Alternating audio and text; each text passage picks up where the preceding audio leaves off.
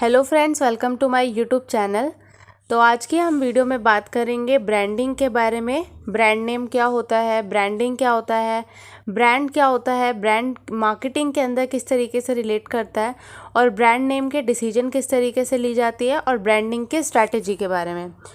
तो चलिए स्टार्ट करते हैं। तो इसके अंदर हमारा सबसे पहले आता है कि ब्रांड क्या होता है। तो जैसे कि आपको डिफरेंट ब्रांड्स के बारे में पता होगा, जैसे कि सैमसंग एक ब्रांड है, एलवी ब्रांड है। तो यहाँ पर H&M होती है, Coca Cola, Nescafe, Zara, Dell, Citi, Philips. तो ये सारी होती है हमारी ब्रांड। ब्रांड के अंदर आता है हमारा brand is a name, term, sign, symbol और डिज़ाइन और combination of all intended to identify and differentiate the goods and service of one seller to another। तो ब्रांड जो होता है ना, वो कुछ भी हो सकता है। ब्रांड कोई भी नेम हो सकती है, टर्म हो सकता है, कोई ऐसा साइन हो सकता है, सिंबल हो सकता है, डिज़ाइन हो सकता है, या फिर इन सब का कोई कॉम्बिनेशन भी हो सकता है।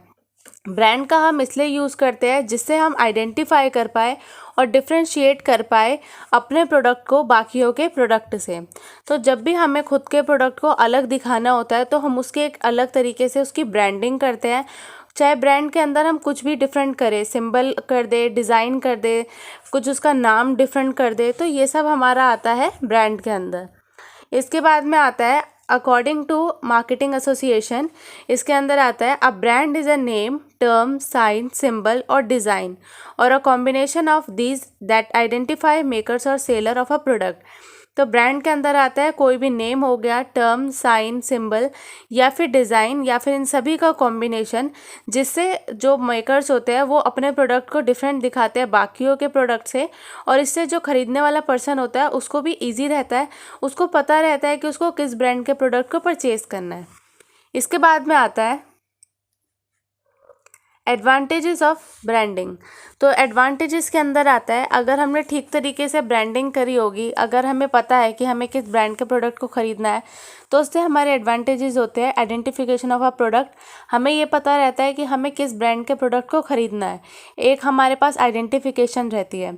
दूसरा आता है डिफ्रेंशिएट ऑफ अ प्रोडक्ट। हम अपने प्रोडक्ट को डिफ्रेंशिएट कर पाते हैं, हमें ये पता रहता है कि हमें कौन सी ब्रांड का प्रोडक्ट को ख़रीदना है। लीगल प्रोटेक्शन, अगर जो ब्रांडिंग होती है अगर हम उसको गवर्नमेंट के अंदर उसको रेगुलेट करवा लेते हैं तो उससे हमें गवर्नमेंट की तरफ से भी एक प्रोटेक्शन मिलती है, जिससे आने वाले टाइम पे कोई हमारी ब्रांड को यूज़ नहीं कर सकता। फिर आता है कॉम्पिटिटिव एडवांटेज। कॉम्पिटिटर्स के प्रोडक्ट को अपने प्रोडक्ट के डिफरेंट दिखाने में इसको एडवांटेज मिलती है। सिग्नल ऑफ क्वालिटी प्रोडक्ट, इससे ये पता चलता है कि आपके प्रोडक्ट की कैसी क्वालिटी है। रिस्क रिड्यूसर, इससे जो रिस्क होती है वो बहुत ही ज़्यादा रिड्यूस हो जाती है, क्योंकि जब सबको पता रहता है कि आपको किस ब्रांड के प्रोडक्ट को परचेज़ करना है तो उनके लिए भी ईजी रहता है। ईजी टू प्रमोट, अगर हमें पता है कि हमें किस ब्रांड के प्रोडक्ट को लेना है तो ब्रांडिंग से क्या होता है, ईजीली वो प्रमोट कर पाते हैं। फर्म में be able to charge a premium price for the brand. Firm जो होती है वो एक प्रीमियम प्राइस जो वो सेट करती है उसको चार्ज कर पाती है। Help in introducing a new product, इससे आने वाले टाइम पे न्यू प्रोडक्ट को लॉन्च करने में भी हेल्प मिलती है। Help in repeat purchase by a customer, अगर किसी कस्टमर को कोई ब्रांड के प्रोडक्ट अच्छा लगता है तो वो आने वाले टाइम पे उसकी रिपीट परचेज करती है, क्योंकि उसे पता रहता है कि उसको किस ब्रांड के प्रोडक्ट को ख़रीदना है। इसके बाद आती है इसकी डिसएडवांटेजेस। तो उसके अंदर आता है branding involve huge cost. Brand के अंदर क्या होता है, काफ़ी ज़्यादा जो कॉस्ट होती है वो इन्वॉल्व होती है, क्योंकि ये हाई कॉस्ट का काम है। इसके बाद आती है if brand gets bad reputation then it is very difficult to regain the good position.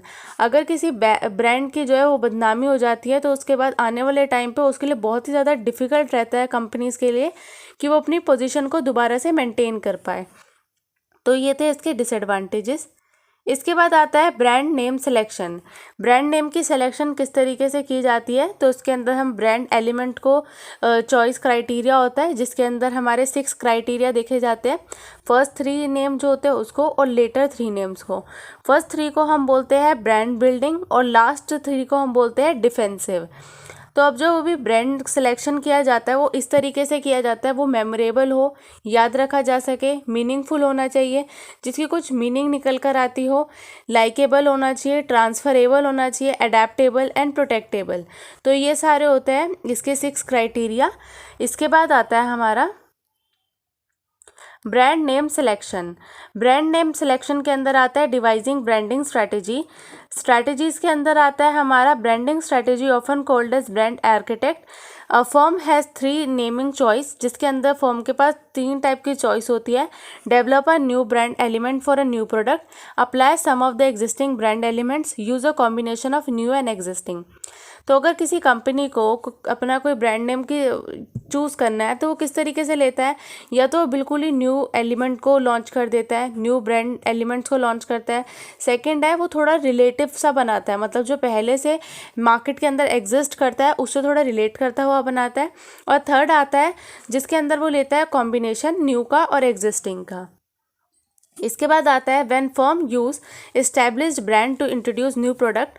अगर कोई फर्म है वो पहले से ही जो एस्टैब्लिश्ड है उसका प्रोडक्ट को उसकी ब्रांड को यूज़ कर रहा है अपने न्यू प्रोडक्ट को लॉन्च करने के लिए, तो उसको बोलते हैं ब्रांड एक्सटेंशन, मतलब अपने ब्रांड को ही एक्सटेंड कर रहा है आगे।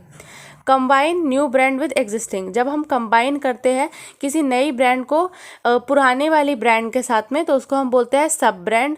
और थर्ड आता है हमारा existing brand that gives birth to new brand extension और sub brand is a parent brand.